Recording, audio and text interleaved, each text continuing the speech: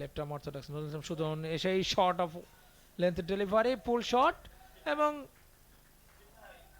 বল চলে গেল সীমানার বাইরে। তমাল 18 বলে 15 ধীমান ঘোষ এবার সাফল করে উঠে এসে excellent middle of the bat অবস্থানের বাইরে উঠে এসে অন সাইডটাকে টার্গেট করে বাইরে একদম হাঁটু গেড়ে বল সীমানার বাইরে।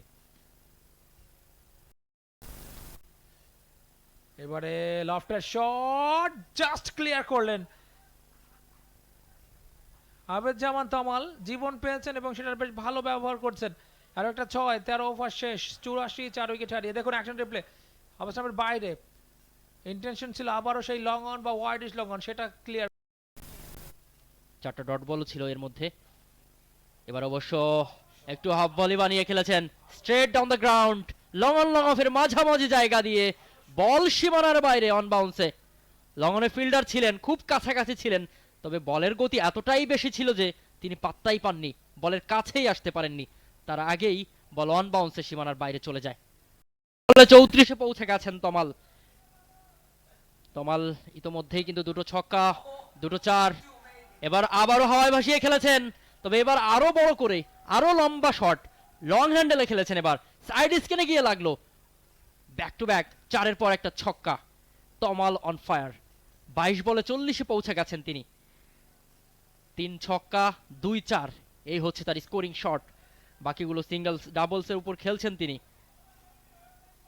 আবেদ জামান তমাল নামটা মনে 11 রান এসছে 4 বলে এই ওভারে, শেষ বলটা নিয়ে যাচ্ছেন তিনি আবারও। এবারে অবশ্য লঙ্গনের উপর দিয়ে ফিল্ডার থাকলেও লাভ নেই, বল গিয়ে সীমানার ওই পারে ওই প্র্যাকটিস গ্রাউন্ডের কাছে গিয়ে পড়লো। দ্বিতীয় ছক্কা এই ওভার থেকে, ওভারের শেষটাও হলো ওই তমালময়। 24 বলে 46,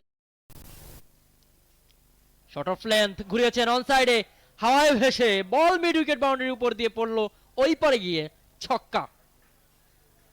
এবং এরই সঙ্গে কিন্তু দলীয় অর্ধশত রান পূর্ণ হয়ে গেল। ইনফ্যাক্ট ব্যক্তিগত অর্ধশত রান পূর্ণ করলেন আবেদ জামান তমাল। 52 রানে পৌঁছে গেলেন তিনি 25 বল থেকে। 200-র উপরে স্ট্রাইক রেট, কার্যকরী একটা ব্যাটিং ইনিংস তার কাছ থেকে তার দল পাচ্ছে। আগমন ঘটে ক্রিজে এবং দারুণভাবে দলকে টেনে নিয়ে যাচ্ছেন একাই এক হাতে। এবারে ফ্লিক শট, হাওয়াইয়া ফ্লিক, একেবারে লেগ স্টাম্পের উপরে সেই বলটাকে দারুণভাবে কাজে লাগিয়েছেন